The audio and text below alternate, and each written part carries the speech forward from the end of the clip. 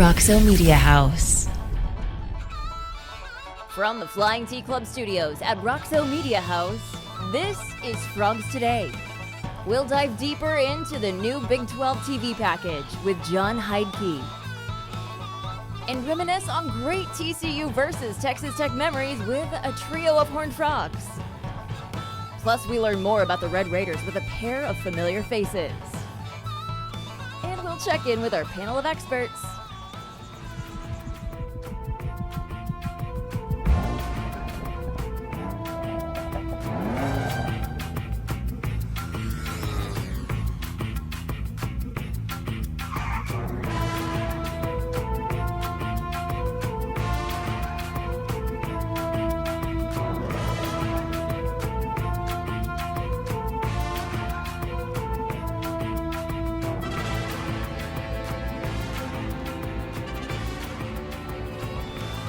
And now, here's your host, the voice of the TCU Horned Frogs, Brian Estridge. Welcome into the Football Intensive Friday edition of Frogs Today. We got it lined up for you as TCU gets set to take on the Texas Tech Red Raiders tomorrow at 11 o'clock at Amon G. Carter Stadium. Coming up later on, our panel of experts will be by, of course. They'll start to break it down. Right now, we got some bigger topic we got to get into, and that, of course, is this television package that the Big 12 has apparently agreed to. Brett Yormark, the new commissioner, putting together a deal maybe quicker than folks thought and maybe for more money than some of the experts were thinking would happen. Right now, we turn to our good friend Jon Heidtke, television executive, all-knowing TV guru who I lean on times like this. And Jon, I want to dive right into this one. When I look at this on paper, I think to myself, well, the commish just pulled off a big deal here that's good for the league. Break it down for me. How good is it for the Big 12? Well, I think if you were looking about 2 years ago and seeing where the Big 12 would be today with this type of deal, I think everybody would be singing hallelujah on that front. As you know, in negotiations, timing is a big part of everything. And I think, again, a couple of factors worked, I think, in the Big 12's favor in this. Certainly, Brett Yormark being aggressive, having relationships out there, wanting to get the dialogue started earlier than later. You just had a recent situation where the Big Ten did their new deal, and one of the interesting factors about that was that ESPN was not included in that package of rights. So all of a sudden now, if you're in the television inventory production business, you look around, ESPN's got a lot of holes to fill with all of the channels and distribution opportunities they've got. So I think that bode well for the Big 12 to getting this thing done. The Pac-12 is the other school out there right now that's it would be probably be in that same position as the Big 12 to get a deal done. They just lost two of their schools, recently to the Big Ten. And there's probably still some talk, could more happen on that front. So they were a little bit of disarray. They were the Big 12 2 years ago. And so the fact that I give Bob Bowlesby credit for going out and getting four schools pretty quickly to replace the departure of Texas and Oklahoma. And I think, again, the tea leaves were all aligned correctly there for them to get a deal. I was talking back with people when they lost Texas and Oklahoma. I thought if they could get, again, live television sports is still a very desirable commodity out there. And I thought if they could get 50% of their existing deal, losing Texas and Oklahoma, that would be probably considered a home run. So to get roughly 70%, I think, again, you got to tip their hat to the Big Ten or the Big 12 and Commissioner Yormark to get that done. On the other hand is that, they never took it to open market. If you take it to open market, not knowing what the marketplace will bear, it just always seems there's another player or two that are in that space. We don't have any streaming entities attached to this agreement. There's no Amazon, there's no Prime, there's no Apple. There's certainly ESPN Plus will be a big part of that. But, you sit back there and say, hey, did potentially we leave maybe a couple of bucks on the table? Possibly. But I think, again, the trade-off for stability, a long-term agreement, 6 years, the grant of rights, that means that none of those schools are going anywhere, at least for the next 6 years. And another interesting aspect of this, that agreement is, it is 6 years, but it is up again before both the ACC and the SEC. So that gives them another, bite at the apple at that particular point. And I think, again, the parity now from a football standpoint, you don't have, Texas and Oklahoma and the other 10. I think, again, you're seeing the parity already in the football championships. You look at basketball, bringing U of H in now, that could be another national championship team into the mix that the Big 12 has had on basketball. So I think, again, at the end of the day, I think if I was a Big 12 AD or, a part of the conference office right now, I'm going to sleep a little easier at night knowing that my future is secure for the next 6 years and that we probably did better financially than anybody expected us to do, particularly if you look back 2 years ago. Yeah, I want to get into a couple of parts of it that stand out to me. One is you mentioned the fact that they're back at the negotiation table quicker than some of the other leagues. To me, though, the escalator that's built in, that if they do bring additional schools in the league that are Power Five schools, then everyone stays whole the way I read it. There won't be a reduction in dollars. The dollars will actually increase so everybody stays even. Do you read it that way also? From what I've seen out there, again, not having looked at the agreement, it certainly says that's out there. So again, Yeah. if they add a, fill in the blank school, Arizona State or some point like that, and I think right now the math works out to roughly $31 million in terms of what that, if you look at the reported numbers out there. So if they add another team, that would be basically another $31 million coming into the coffer, so that everybody would stay even in that space. One other interesting aspect to consider about this thing too is that the CFP expansion negotiations are coming up again in 24 and 25. So that's going to put some more money out there. And I think, again, that money could be divvied up there too, depending, again, now that there are 12 teams in this conversation or 8 teams in this conversation, whatever it looks like. I think 12 seems to be the number everybody's focused on. That's going to bring some more money to that area as well. And I think you will see some of these conferences now, like they do for basketball, is as teams participate in the NCAA basketball tournament, they get a chit, which is, or a unit, that's able to bring them more money. My guess is you will see something similar with football, so that the schools that have, play well and play at a high level will be rewarded more for their performance on that than maybe somebody who hasn't made the investment in football. So again, I think to your point on that pro rata, I think that makes a lot of sense too. And again, I think in terms of the Big 12 right now, from where they were, a year ago, 18 months ago, they've got to be happy with their current position. Jon Heidtke, you spent a lot of time at Fox, did a terrific job back in the prime there with Fox Sports Southwest. We loved you there. There's a basketball portion of this that involves Fox and a Saturday night basketball schedule and maybe more. Give me some insight into what their thinking there is and what that future might be. Yeah, one of the things, again, if you read the detail, is that Fox is part of this agreement. I mean, ESPN's obviously paying the lion's share of the deal because they're going to get the top picks on both football and basketball. But Fox does, again, they've got FS1 that they've got to they've got to feed, and it's been growing in popularity out there. On the broadcast networks, they're certainly being able to get a marquee game and put it in there from time to time, in and around their NFL schedule to a degree, their NASCAR schedule. So I think Fox saw this as an opportunity to solidify their inventory, get additional content for them. And again, even though ESPN has the first pick selection on this, I still think, again, with the parity in the league right now, there'll be still some good games that make their way to the Fox branded networks as well too. And I think that's going to just enhance their overall value as well at the end of the day. Yeah, there had to be a cable portion to this. You were talking earlier about the streaming options. I know we're headed there, and everybody's pointing to that.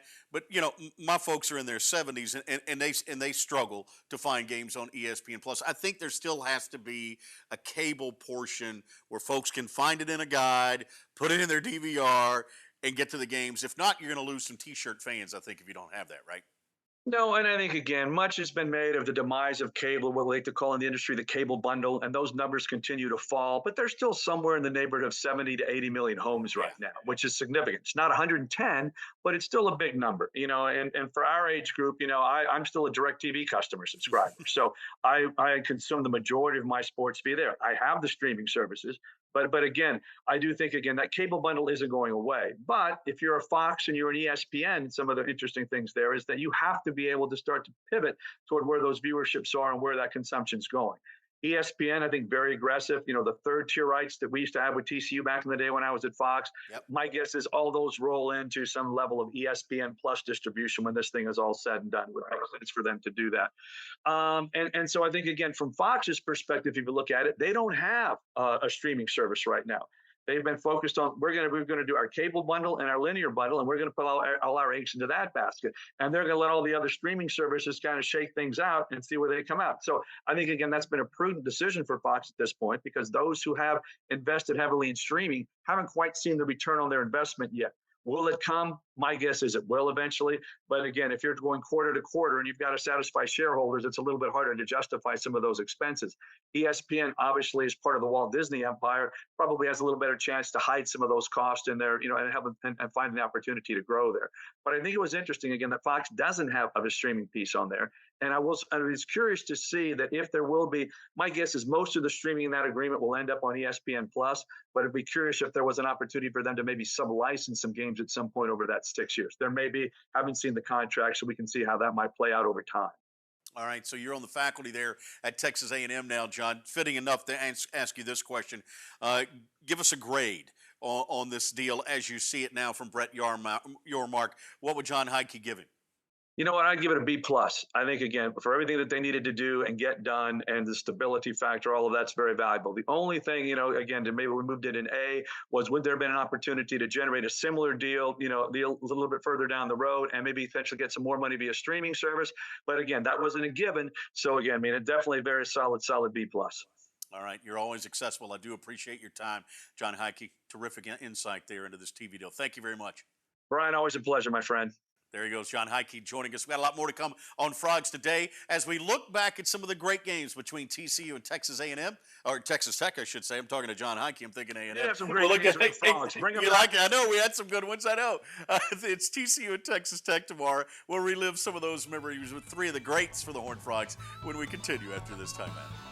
Dave's Hot Chicken is a cult favorite and now has 2 locations in Fort Worth, Bryant Irvin Road on I-20 and Berry Street at TCU. Both owned and operated by Horned Frogs. Mention the Frogs Today show and get 10% off anytime and order online at daveshotchicken.com. The Flying T Club provides the everyday TCU fan and alum the ability to specifically support TCU student athletes. Flying T Club offers 3 levels of memberships. The Flying T Club is a nonprofit organization supporting the brand development of TCU student athletes through a series of unique event-based networking opportunities, which are exclusive to our members. These events provide a great social engagement tool for our members and student athletes alike. Follow them on Instagram at Flying T Club or online at flyingtclub.com. Welcome back into Frogs today as the Horned Frogs turn their attention now to Texas Tech on Saturday, 11 o'clock kick here at Amon Carter Stadium. We're kind of remembering some of the great days over the years against the Red Raiders. Got to start with this guy right here. Phillip Epps of the Horned Frogs, a great wide receiver, spent, 6 or 7 years in the NFL as well. Had a big day in Lubbock. In a weird game, Phillip. It was a tie game, and I think there were 3 straight road trips to Lubbock where the Horned Frogs and the Red Raiders tied, if I'm not mistaken. Hey, your memory is better than mine, man. I just remember it being so loud in that stadium. I remember that much. I don't recall the scores or anything. I haven't took time to go back and look, but your memory is better than mine. So I'm gonna go with what you say. Let's go with that. November the 7th, 1981. It ends in a 39-39 tie. Frogs were down at halftime 24-7, scored 32 unanswered. And what started the comeback, Phillip? Must have been a return or something. It was a 70-yard punt return by Phillip Epps that got it going. How about that, man? Okay, man. Hey, I remember the return. Yeah. I think I briefly remember return. Like I said, I just remember it being so loud in that stadium, man. Yeah, great rivalry over the years, TCU and Texas Tech. I mean, you think back to the Southwest Conference days, and yeah, it was big to play Texas, obviously, big to play A&M, but there was always something about that Texas Tech game, wasn't there? Yeah, it was going to always be a high-scoring game, is what I recall. Always high-scoring game, big plays, the whole entire game, up and down the field. So very gratifying to see us play the way we played at that particular game. Usually, always, most of the time, if I recall, we came out on top. Yep.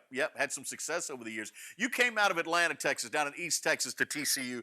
Tell me how that recruiting process worked. How'd you end up in Fort Worth? Well, it's a funny story. I actually visited TCU on my last official visit. And I think we had, if I recall, 5 or 6 visits. I'm not sure. But I remember being my last visit for some reason because for one, I never, believe it or not, being from Texas, I had never heard of TCU. Wow.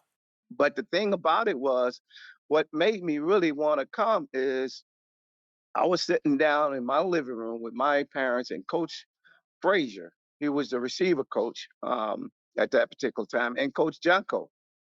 I was real adamant about playing football and running track, and no other school wanted me to do those 2. They just kind of, well, okay, you can run track, but not football. Play football, but not track. And TCU was, I don't know whether they meant it at that particular time, but I got them to swear to, hey, I got to have something in writing, something, man. I don't recall what happened, but I just know they were the only school that were gonna allow me to run track as well as play football. So Well, that was a that besides Coach Frazier and Coach Junkin, I think it was, besides their personality and just feeling at home, feeling sincere with those two coaches, I just really felt like it was and also it was closer to home. So that made it easy for me because I was a real big in track and field at that time also. well, with good reason. I mean, you were number 2 in the world in the 200 meters. I remember a Monday night football game where they're talking about you and you're playing for the Packers, and they Right. referred to you as the 5th fastest man on the planet. That's pretty good company, man. Hey man, hey, if he said fifth, I'm probably one or two. That's the way I look at it. I don't. I tell kids all the time, man. I don't underestimate yourself, and always think you're the best. You got to think positive. You got to stay positive, and regardless of what people say about your height, size, weight, whatever they say, they don't know what's inside your heart, man. And that's what I live by. Well, it paid off. The years in the NFL with the Packers, then with the Jets, you had a great run there. We're proud of. I still remember that catch on the sideline where you're hopping into the end zone. Oh yeah. That pass Oh from yeah. Lynn Dickey. No one will Yeah. forget that for Yeah. Phillip Epps. Hey, clue folks into what you're doing right now, Phillip. Well, I'm retired. Yep. I finally got to where I could retire and sit back and watch the kids grow. Got 4 kids, and they're all grown adults now. And the youngest two are still at home with us, but my son just got married, and so I'm trying to kick him out as soon as possible. My youngest is a school teacher here in the Dallas area, so Awesome. we're excited about their lives and grandkids. Got 3 grandkids, and so I am blessed, man. I am truly one blessed individual, and I've always thought that. I grew up that way in East Texas. I was always grateful, and people always, loved and cared for one another, and we tried to help each other, and that's where I grew up. Well, I love catching up with you, Phillip. Hope to see you in Fort Worth at a game here soon. Frogs and Texas Tech going to be fun tomorrow, man. I know you'll be checking it out. Thanks for hopping on Yeah, with us today. I'll be there Saturday. I'll Good. be there Saturday. I'm the honorary captain, so That's right. You're going uh, to be tossing the coin, aren't you? yeah, I'll be there, man. I'm excited. So Good. it's Good. always good. Hey, sprint out to midfield. You'll be faster than those captains, man. Hey, if I could do that anymore, I got some bad knees, man. I might can walk real fast out there, but I it'll be love it. fun. All right, It'll we'll be see you on Saturday. There he goes, Phillip Epps, from one thanks. horned frog there to another, who had a big game with his foot. Chris Manfredini joins us right now. He had 4 field goals against Texas Tech in that 12-3 victory at Amon Carter Stadium. Chris, good to see your face, my man. Oh, good to see you, Brian. Always good to see you and an old friend for years. And it's always good to make best friends with the voice of the frog, especially when you're kicking. Let's flash back to 2006, my man. What a day it was at Amon Carter Stadium. If not for Chris Manfredini, the Frogs don't beat Texas Tech that day. You had a field goal in every quarter. Am I right about that? Yep, every quarter we paced it out very smoothly. It was, it was a slow cut to Texas Tech and let them bleed just a little at a time. So, yeah, each quarter was one field goal. It was a 12-3 win for the Frogs against a high-flying Texas Tech offense. That was the other big story of the day, wasn't it? The job that TCU's defense did against the Red Raiders. Oh yeah, no doubt. I'm here interviewing with you right now, but our defense really gets the credit for that game. I just, they dribbled the ball down the court basically, and I was underneath the hoop, and I got to slam dunk it in. But our defense set us up in good positioning the entire game, and and really holding a high-powered Texas Tech to 3 points was incredible, and gave us recognition, across the country, and that TC was real, and then we were here to stay at the top for a while. Yeah, Jeff Ballard had a solid day at quarterback as well for the Horned Frogs. But it was you who made the difference. Do you remember all 4 kicks, Chris? I would, to be transparent to you, no, it's just a big blur. Yeah. And when you enter those games, um, you just have to get so mentally focused, block out distractions, and you treat each kick as a new kick, and you have to have a short-term memory. You can't, if you missed it, you definitely have to have a short-term memory. But even if you made it, you have to have a short-term memory because you're only as good as your next kick. And so each kick is just an individual kick for me. And it seemed like I was just in the zone for 4 quarters, and then kind of woke up and we had the win, and it was a fun time for me.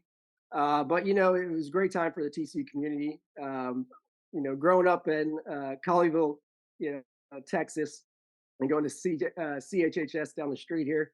I had a lot of friends go to Texas Tech, so it was great to kind of stick it to them a little bit as they came in to watch us. But it was great for the TCU community, and it was fun, and it was definitely a defining moment in the game for me too. And I wasn't used to it. After that, there's cameras coming, interviewing me, everything. But my biggest thing is giving credit to the defense at that time because they were incredible and shut down. I think it was Graham Harrell at the time. That's right. Graham Harrell was the quarterback for the Red Raiders, and that one, it was a big crowd. If you remember, place was sold out. It also was the 13th win in a row for the Horned Frogs. That win kept the streak alive too, if you remember. Yeah, no, I do remember, and a good streak. Also, to add to that was that I was during my tenure at TCU, I was undefeated against the Big 12 teams. That's So right. That was a great time. First win against OU, then Iowa State, and then Baylor, and then Texas Tech was the fourth win in a row against the Big 12 teams. Yeah, fun times right there. Hey, fill everybody in on what you're doing right now. I want folks to know what's up with Chris Manfredini. Yeah, no.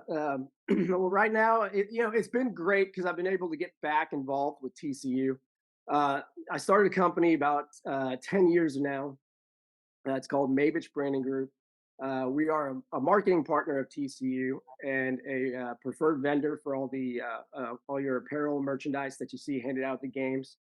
And what we do is we're a single solution for all your print and branded merchandise. So we're a hybrid between like an agency for creativeness to production facility to do screen printing, embroidery, digital printing, and then we're a distribution center that we can do your kitting and fulfillment as well. So it's been fun.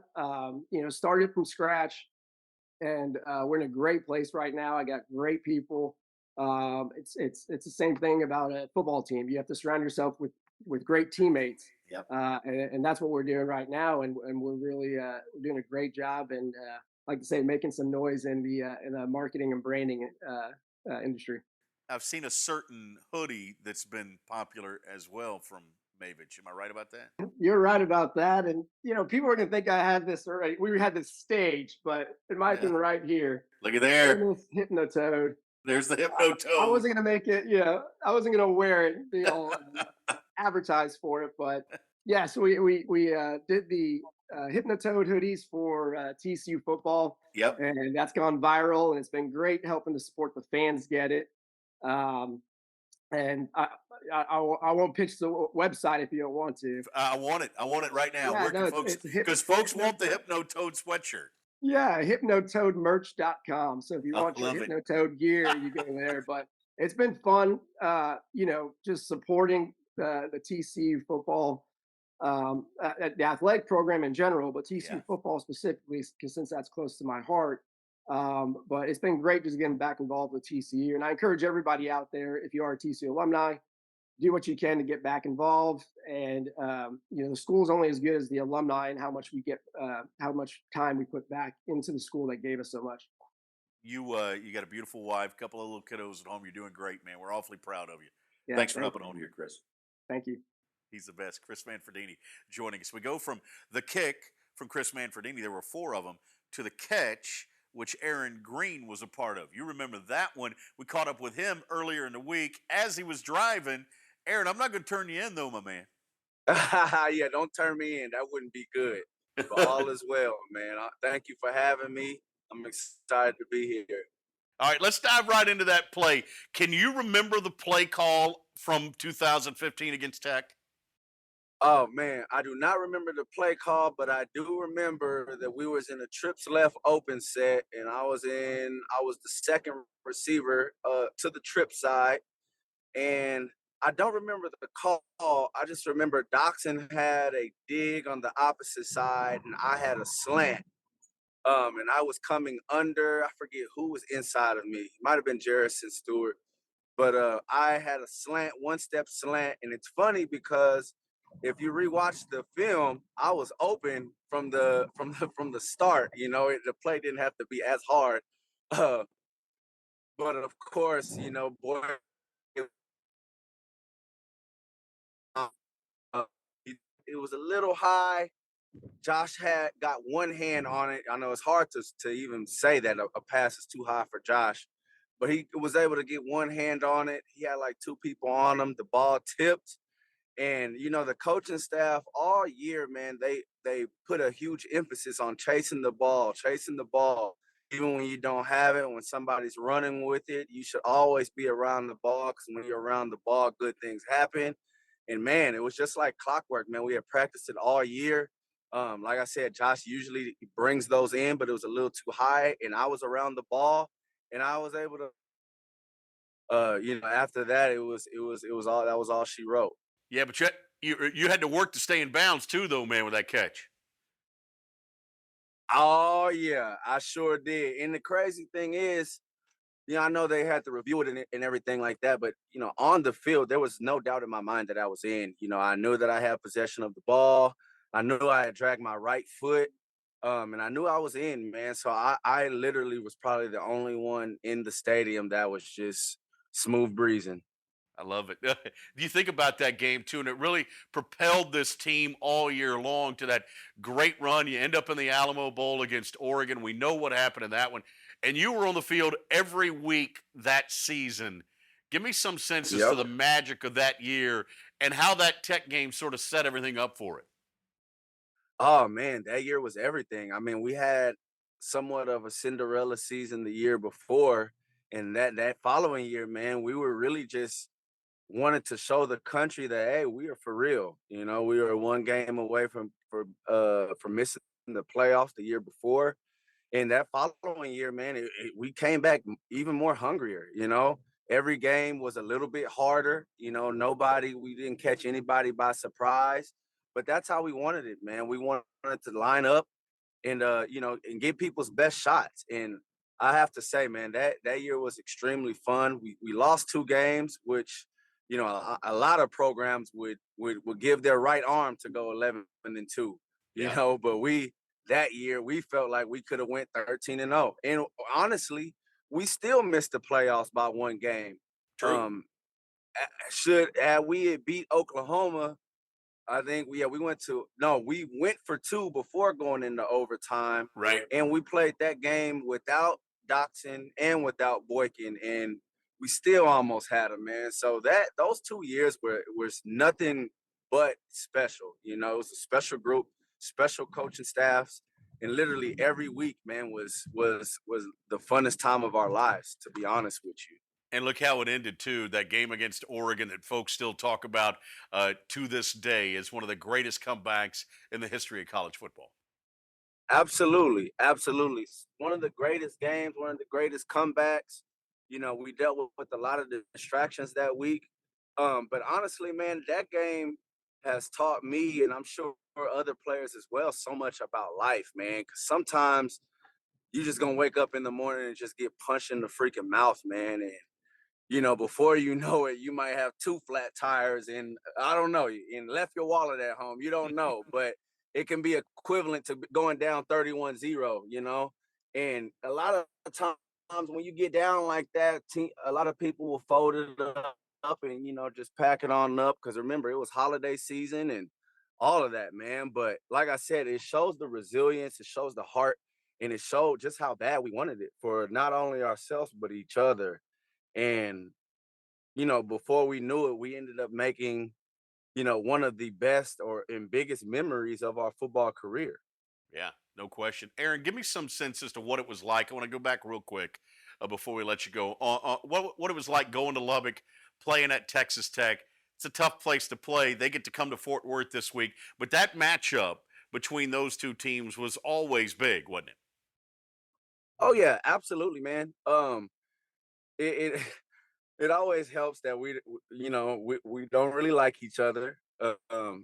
People in Tech hate the purple and we hate the red and black. I don't think that'll never change. And I think, just having that hype, a lot of the kids know each other. We were playing. We faced Baker Mayfield, we faced Webb, and then we also faced Patrick Mahomes. So they always had guys that can just flat out go. They had great receivers, Jakeem Grant, Bradley Marquez, and DeAndre Washington at running back, Jay Samaro, who's an All-American tight end from here in San Antonio. Man, they were stacked, man. They had Cliff Kingsbury over there. So literally every time we played them, it was a big game. And Tech is a sneaky hard place to play at. Yeah. It really is. Lubbock, they don't hold the stadium doesn't hold that many people, but they are rowdy. They're loud. Yes. They have the tortillas. They have, they have a rich culture out there, man. So Tech was always a fun game, always a rivalry game. In Lubbock, like I said, it was a sneaky hard place to play. But Got I about 30 always loved playing the Raiders. Always loved playing them. We got about 30 seconds left. Give me some sense as to what Aaron Green's up to right now. Folks, remember, obviously, you got in the NFL, played with the Rams, had a good run there. But what are you doing right now? Right now, man, I'm actually coaching right now. I'm coaching ball right now. I'm actually working my way up to get to that college level. Yeah. I've been in contact with a couple uh programs, and everything looks up for me. And not right now, my all I want to do is just impact the next generation and help them get to where the level that I reach, and even better. And so, I have the tools, I have the knowledge, I have the courage, and I have the heart. Now it's just about opportunity. And so now I'm just busting my butt and waiting till opportunity meets preparation, and I'll hit the ground running. Well, that catch against Texas Tech is etched in the memory of Horned Frog fans everywhere. Aaron Green, thanks for joining us here today on Frogs Today. Man, thank you for having me. We'll see you guys soon.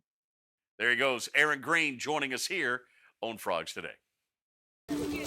Texas-based Happy Water offers the best-tasting, sugar-free kids drink ever made. Happy Water comes in 4 delicious flavors that you can find at local retailers and on Amazon. Each pouch contains 0 grams of sugar, 0 calories, and 0% juice. Head to happydrinks.com for more information and to purchase Happy Water. That's HAPI drinks.com. Live happy, be happy, drink happy. For exclusive interviews and content on TCU recruits, subscribe now at frogstoday.com. Any sport, anytime. It's your source for all things TCU. Only on frogstoday.com. Welcome back in to Frogs Today here on our Football Intensive Friday. We're at the Flying T Club studios today. Coming up later on, we got our panel of experts. We'll start to break down this matchup between the Frogs and the Red Raiders that happens at 11 o'clock at Amon G. Carter Stadium. We'll get a chance to learn more about those Red Raiders here. Coming up now, Billy Joe Toliver, the former Red Raider quarterback, is going to join us. But first, one of the voices of the Texas Tech Red Raiders, all-around good dude, Fort Worth native, too. I need to say that. Chris Level joins us right now. Chris, good to see you, man. Thanks for taking the time. Cowtown, absolutely. Yeah, and I will tell you, Billy Joe Toliver is one of the only guys I've ever seen play an NFL game with Copenhagen in his mouth.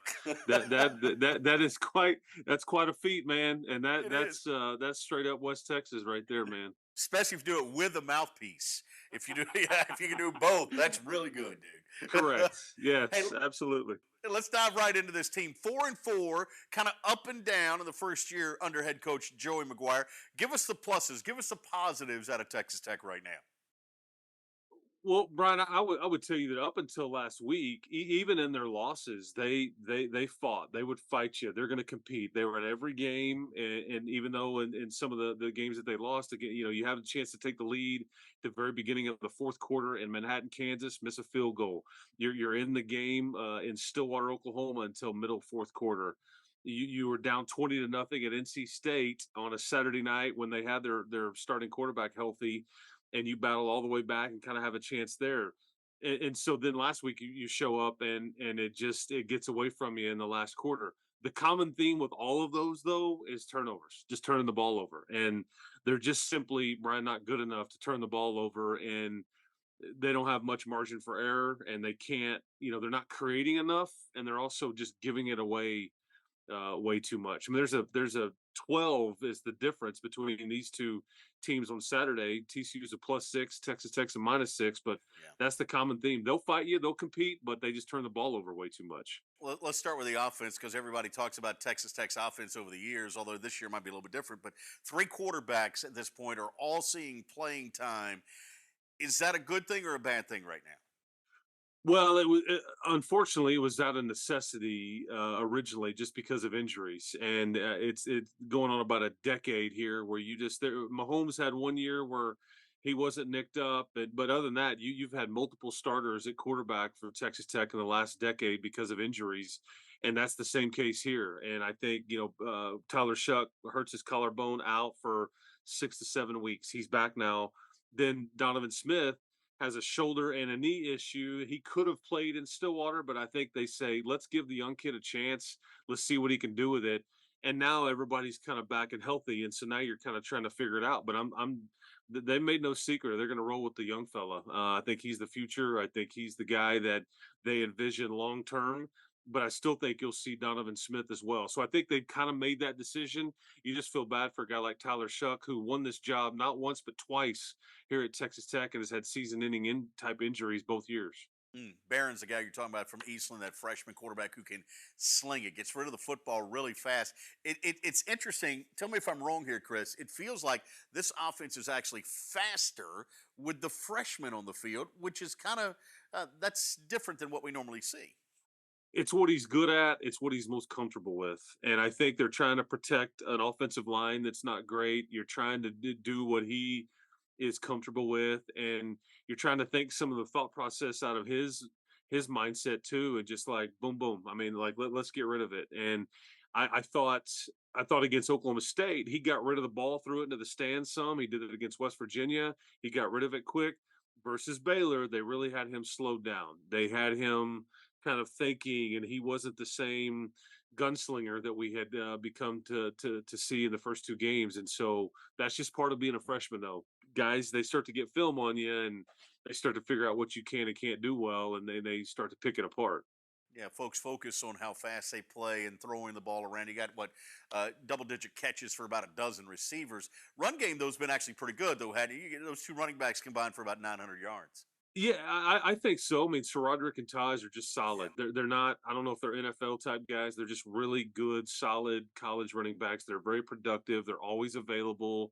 You never know which. They're kind of the same guy. You never know which one of them is going to be the guy on that particular Saturday. There's been some occasions where they're both rolling. And it's Roderick, man. He's been around here a long time. It feels like he's, I think, tied for fourth in school history as far as touchdowns scored, which is that's I don't care what school you're going to, if you've been around long enough and have been that productive in your career to top a list or get close to it. I think that says a lot about who you are. But they've been pretty good. They're just dealing with kind of a younger offensive line that has been somewhat inconsistent. You can't say that about this defensive line. They have been fairly consistent in getting to the quarterback. That's probably the strength of this defense, isn't it? That's where all the age and experience is on just on that side of the ball in general, probably even more so in the back end. But yeah, Tyree Wilson up front has been Tech's best player. I think he's an NFL guy. I think that he's somebody that's just gotten better and better as the season has gone along, and he's got a big time motor. And I think that he's been the one constant that you've had, and you've been really healthy on that side of the ball. The injuries and the roster shuffling has all gone on offense, but you've been very healthy, knock on wood, for the Red Raiders on defense. And their only knock is that they gave up a few too many chunk plays to Kansas State, which kept them from winning that game. And then they just don't take the ball away enough. It was a turnover party versus West Virginia that equaled blowout for the Mountaineers, and that's really the one game where they've changed the game with how many times they've been able to take the ball away. But Joey's criticism would be, man, we just got to figure out a way to make more plays and take the ball away enough, not good enough to not do that. I'm fascinated by the two corners, both about 6'3". That could cause TCU some trouble. They haven't seen that this year. Well, Quentin Johnston can cause problems for people too. I think that it's fascinating because I think TCU's got some other long receivers too, but these are the kinds of one-on-one matchups This is what NFL scouts look at. This is Yes. what they grade that kind of stuff. How did you do against this guy? This is what you're going to see every Sunday at the next level. And I think Tech's two corners are going to have a decision to make after the year. They're both 6'3". They're long. They've played really good. They've, again, maybe just not enough interceptions, but I think they play the ball well. They haven't got too many pass interference penalties, all that stuff. But this is a different kind of matchup because of who you're going against. And I think though that they know this is what the Sunday folks are going to watch. They're going to watch these individual matchups. I would be remiss if I didn't mention that the Red Raiders have the best punter in the country. I'm one of those nerds that loves a good punter, and this guy loves being in West Texas. You can tell because he booms them, doesn't he? Yeah, Austin McNamara is good. Joey just doesn't like using him. He's too busy rolling the dice, man. Yeah. I'm like, man, Austin McNamara, he's a good kid, man. Yeah. Let him get some run. Let him get some run. But Austin probably statistically hasn't had as good of a year this year as he has in the past.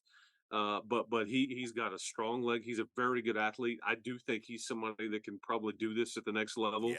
Because he's about 6'3" and very athletic and just a big time strong leg and all those things. But yeah, we just haven't seen him much because of the fourth down scenario. It's like third down has become the new second down or something, or vice versa. But you get what I'm Right. saying. Exactly. It's like the opposite of Canadian football somehow in there, Yes. Here's the bottom line. It's an aggressive attacking team. They'll play fast offensively. As Chris mentioned, they'll go for it on fourth down.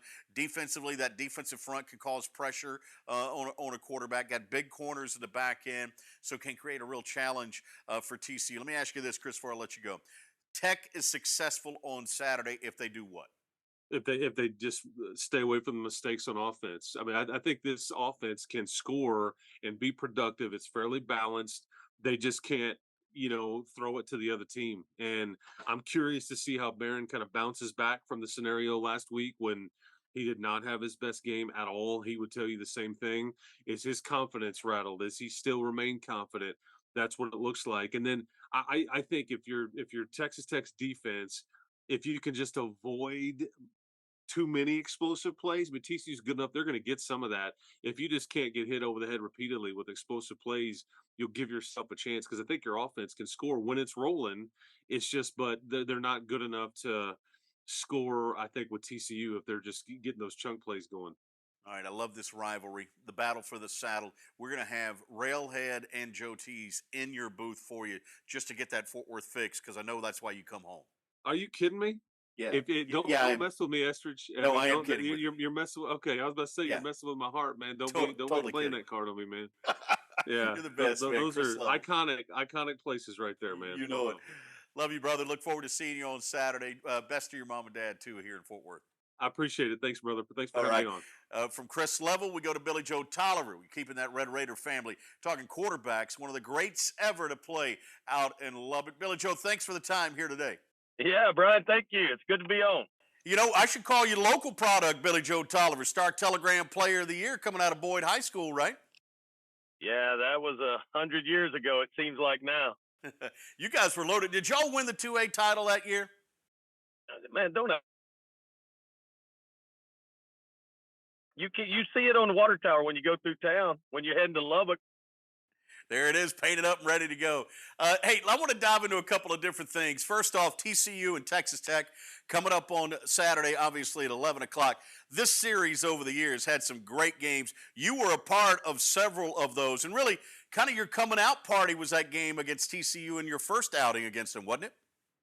Yeah, TCU kind of treated me nice. I think we went 4-0 against them. It was pretty good. You did. But, I remember it. I believe it was my first start. And Coach Weicker, I guess he just decided to blitz me a lot. And I don't guess he knew that I studied up on that stuff and I knew how to handle it.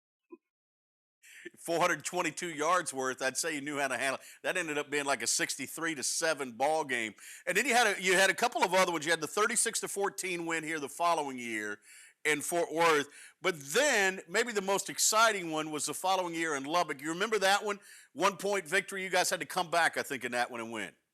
Yeah, it was a pretty tight one. If I recall correctly, it seems like in my brain we were heading north to the north end zone, and I hit Wayne Walker on a go route or a post or something to take the lead or something. We had to come back, and of course it was against a blitz or something. No, that was in TCU the next year where I hit Tyrone.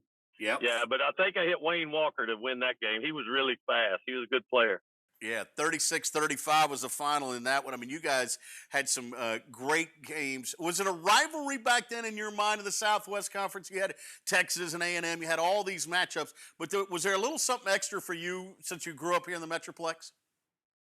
Well, there was for me because and it was for our school too, you know, because back then, you know, A&M was kind of ruling the roost, and Arkansas was, you know, they were tough. Baylor would just beat the crud out of you, you know, physically. Texas was up and down, you know. But TCU, we were kind of recruiting with them, you know, trying to battle. And, you know, Coach Wacker did such a good job in recruiting that, you know, I think he was like number one in the conference a few years on recruits. Did a great job. But for me, you know, when Wacker, you know, my high school, we ran the same system as Coach, and verbiage, everything. It was all the same. And I committed to Texas Tech, and Coach told Jimmy Potter, a tight end out of Decatur, a top 100 Texas player, you know, told him that, why are you going to Texas Tech with Toliver? Why do you think we dropped him on recruiting? He's worst quarterback in the state. So I always took it personal against Coach, and, you know, so maybe I should have taken it personal against all of them. You never reminded him of that, did you, back in the day? Did you, Billy Joe? No, you know, and there's really no reason to bring it up now, but it was, I might have said it a time or two. You know, there's many times I let my mouth overload my rear end, so I'm sure I probably brought it up. You had that great run at Tech, and then obviously drafted by the Chargers, spent those years in the NFL. Hey, give me some sense of that time in the league. You're looking back on it. How rewarding was it for you? Anything that that stands out for you? Well, I mean, you know, it was good that you know, you played in the Southwest Conference. Back then, the Southwest Conference was kind of like the SEC is today, in that you just beat each other up every week, just physical games every single week. But you know, it prepared you for speed, prepared you for the physicality, all that other stuff. But you know, it's just, I loved football. I still do to this day. So it was just continuation of a career, and I really enjoyed it. Then you do that career continuing in the NFL. The Chargers take you in the second round. And let's say this: you took a couple of shots in San Diego, didn't you? Well, you know, back then when you could hit the quarterback, you took a lot of shots. And that career for you, obviously, you had time in Atlanta, you had time with the Oilers as well. Do you look back on those years in the league with fondness? Oh yeah, I mean, you know, as you get older, you forget some of the stuff. It's funny how I can remember more about my college years than the pro years. But you know, there's so many great guys, so many exceptionally talented players. You know, and you're just fortunate, like I said, to come out of the Southwest Conference and go compete at that level. And you see these guys that you kind of played against some. I mean, Courtney Hall was my center in San Diego. He was a center for Rice. You know, guys you played against or on your team, and you're playing against them at the pro level.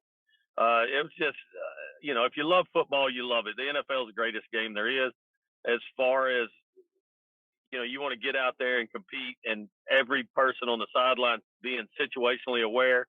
But, man, it's hard to beat that college game. You and I have a couple of mutual friends that we were talking about earlier. One of them told me that you were the first NFL quarterback to take a snap with a dip of Copenhagen in your mouth. Do you think that's true? Well, I don't know. I mean, Sonny Jurgensen and those guys might have done it. You know, Billy Kilmer, who knows about those cats? But, you know, I always played with I either had Redman or Levi Garrett in. And it's kind of embarrassing because in the Texas Tech Hall of Fame, my picture they got up in there is a picture of me with a chew in. I mean, you know, at least find one that doesn't have it, you know. But, you know, back then, David McWilliams, you know, he coached us. And he knew, and they come to Texas. He left and went to Texas as a head coach.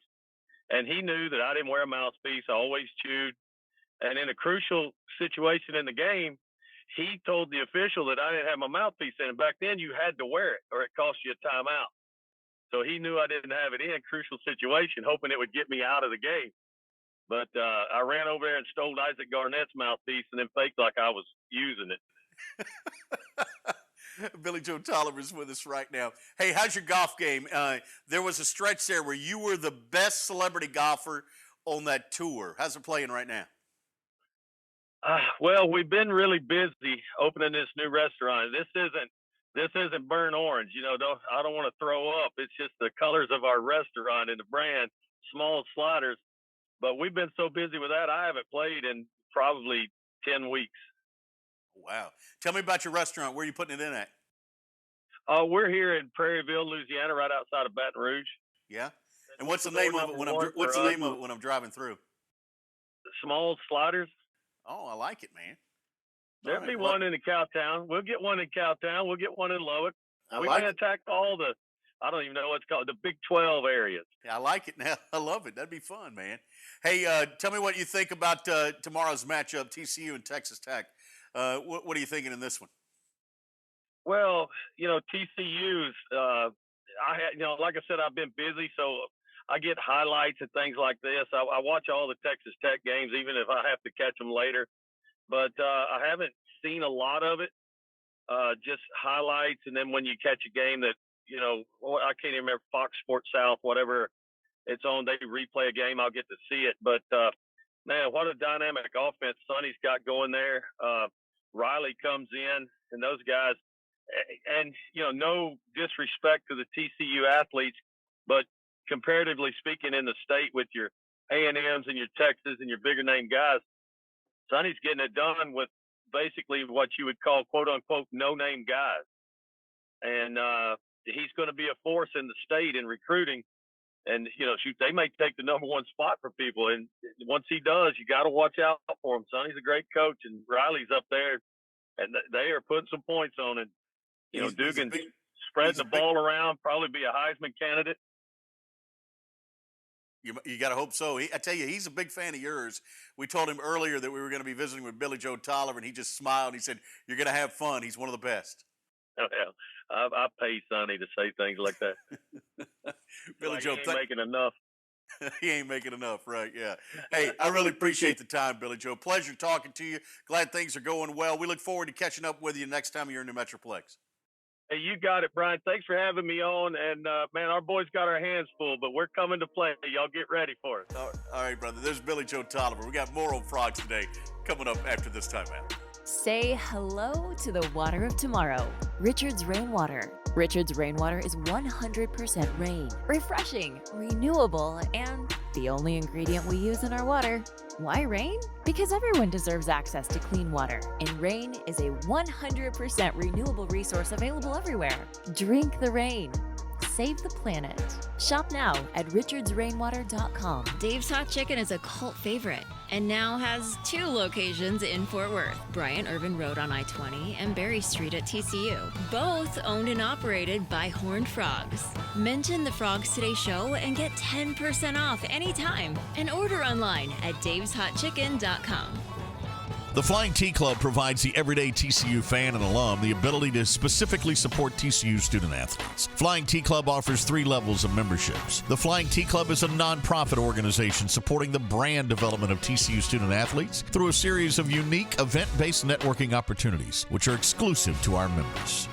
These events provide a great social engagement tool for our members and student athletes alike. Follow them on Instagram at Flying T Club or online at flyingtclub.com. For exclusive interviews and content on TCU recruits, subscribe now at frogstoday.com. Any sport, anytime. It's your source for all things TCU. Only on frogstoday.com. Our football intensive Friday continues right now from the Flying T Club studios here on Frogs Today. We got our panel of experts with us. You know Coach David Bowden. He's alongside. We got Jamie Plunkett. Where'd you go, Jamie? From Frogs Today. He's with us, frogstoday.com. Joining us via the Zoom, but that doesn't mean he isn't part of the action, is our man Marshall Newhouse, who joins us as well. And Marshall, you know the rules. You can't talk unless you got the football. So I'm going to start it off with you, if you don't mind. I want to talk about offensive line play for the Horned Frogs to begin with. This offensive line in the second halves of the last 4 games has been dominant. What's making it go right now, Marshall? You've got veteran leadership. You've got guys who are coming to play. You've got bookend tackles who are giving the QB time, and you've got a whole offensive line unit that is leaning on people and imposing their will the entire game.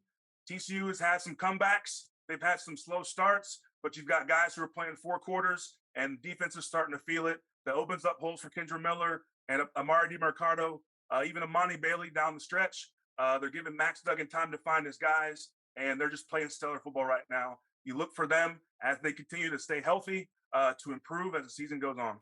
All right, so when you think about it, flip it back to me here, man. Thank you, Marshall. Hey, when you think about it, too, the job that they're doing offensively, that offensive line, when you see them, Marshall, how many of those guys are NFL prospects? Steve Avila obviously has to be one, doesn't he? Yeah, Steve, I think, is at the top of the list. You're Coker and our other tackle Coleman are gonna get looks for sure. Yeah.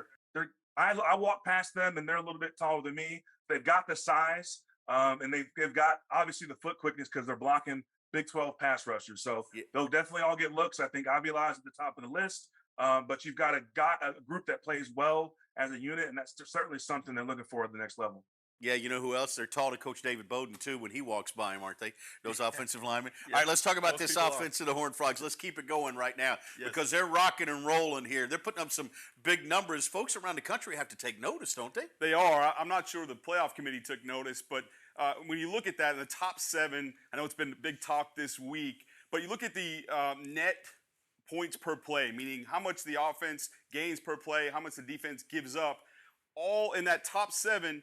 6 of the teams are the top 6, with TCU included. I think they're coming in at number 3 or 4. Clemson being the one that's out. They're ranked at 34, which kind of screams fraud if you ask me. But I know, Coach Dykes and this staff, it continues this week, has done a great job blocking that stuff out. They just say, look, we got to control our own, I hate to use this term, but destiny. But it's true. They got to make sure that they take care of business winning each week. But this offense has been on fire. There's just too many weapons. You can't really double Quentin Johnson. Some teams tried that early. They got burnt by the other receivers on the other side, plus the slot. And then, of course, we all see what Kendre Miller is doing at running back. And Marshall just alluded to this offensive line has been dominant, especially in those second halves. So there's just too many weapons led by Max Duggan, who really is, you talked about national prominence. He's a guy that's now finally, deservingly showing up on a bunch of radars nationally. Yeah, I'm glad you brought that up because Max Duggan, Jamie Plunkett, is the beneficiary right now of a little campaign going on from TCU. Tell me about that. It's not necessarily a Heisman campaign, if you will, but it is an awareness campaign. We see awareness campaigns all the time for a lot of different things, and now Max Duggan has his own. TCU is making an intentional effort to make sure that the rest of the country knows what TCU fans already know. Max Duggan is playing at an elite level nationally for quarterbacks. He leads the Big 12 in a variety of really important stats. He leads the country with the most passing touchdowns of 20 yards or more. He's got 14 of those already this year. He's tied for first in the Big 12 in completion percentage. He's tied for first in the Big 12 as far as quarterback rating goes. He is one of the elite quarterbacks in college football this year, and now TCU is trying to make sure that everybody else knows it. What do we call it? The House of Duggan? House of Duggan. I like it. I like it so far. All right, Marshall Newhouse, let's shift gears if we could and talk about Texas Tech. Let's start with the Red Raiders, really on offense. Again, we had you talking about the Frog offensive line. I'm going to have you talking about Texas Tech's offensive line because, Marshall, this group struggles, my man. Yeah, the offensive line, we like to say that the offense goes as the line goes, and this line is banged up. They're a little bit inexperienced, and they're just not producing consistently on Saturdays. And that feathers out to the quarterback, the running backs, and the receiver, and the rest of the offense.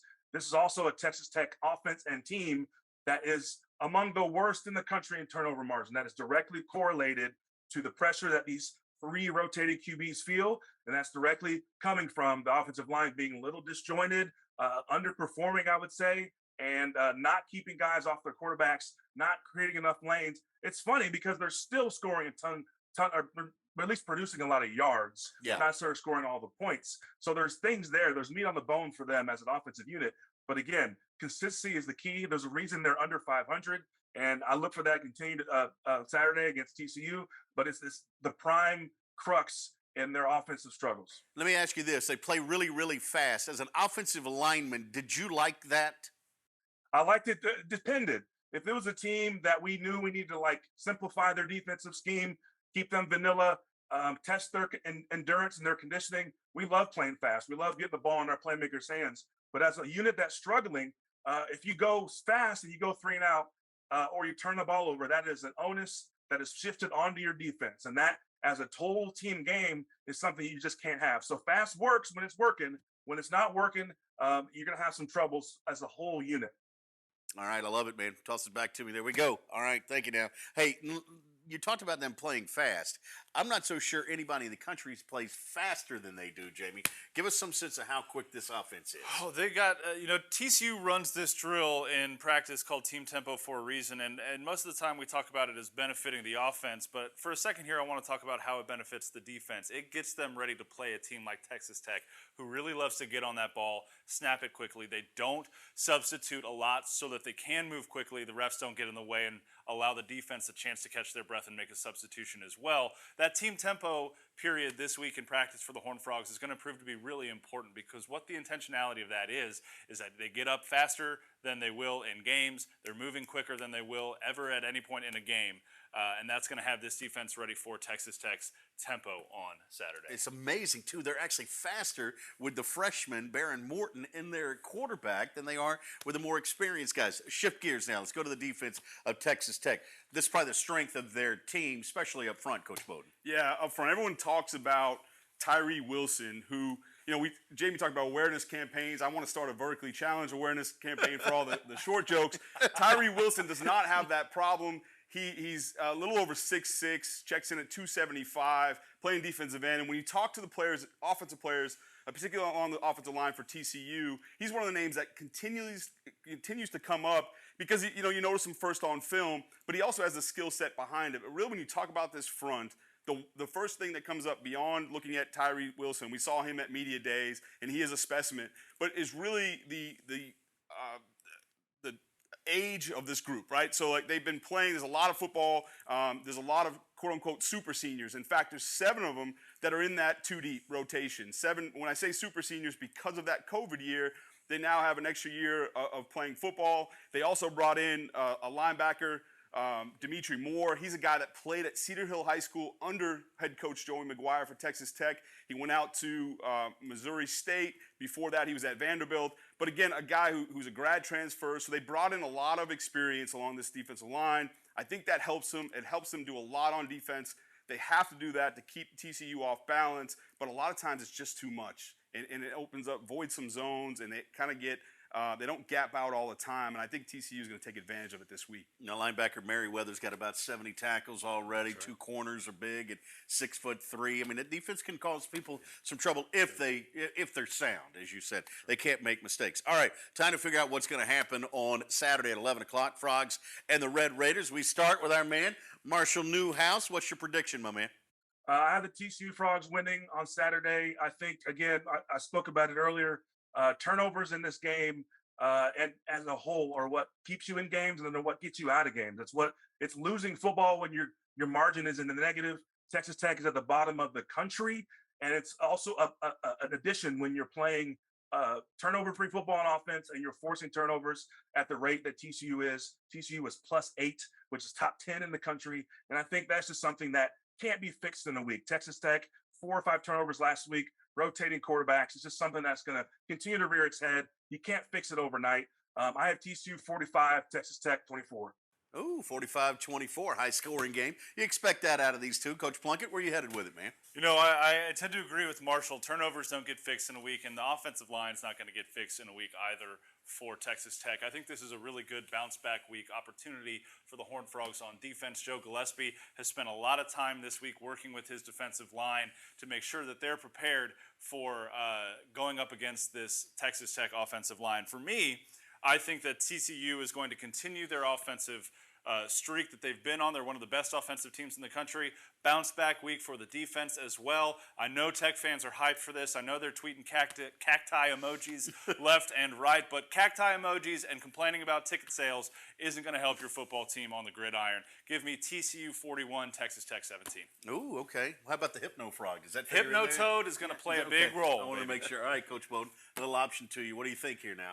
I don't know about ticket sales. I don't know about Hypnotoads. I don't know about cacti. I don't know about any of that, but I do know TCU is a better football team, and that's what it's going to come down to on Saturday. So for me, I do look for some improvement from this defense, but offensively, as we spoke to about earlier, there's just too many weapons offensively. They can hurt Texas Tech in so many ways, and I think that's going to be the difference. 42-21, give me TCU. You guys are giving Texas Tech a lot of credit and a lot of points here, fellas. I'm surprised.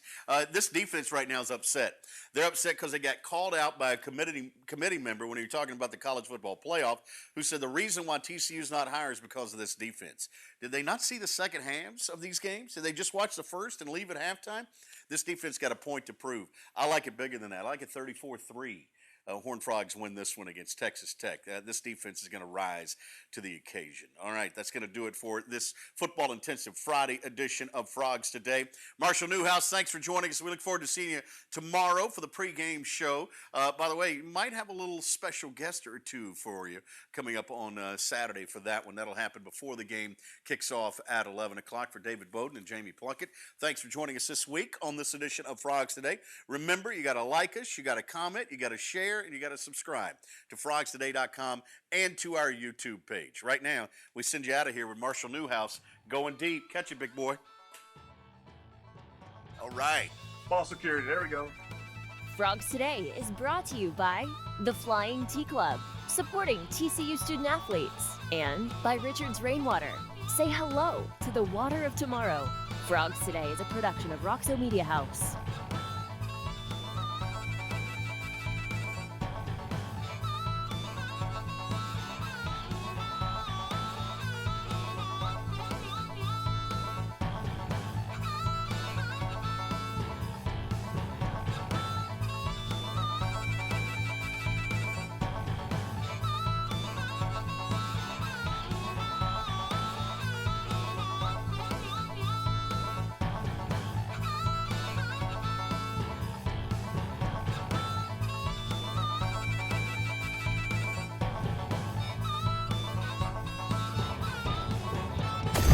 Roxo Media House.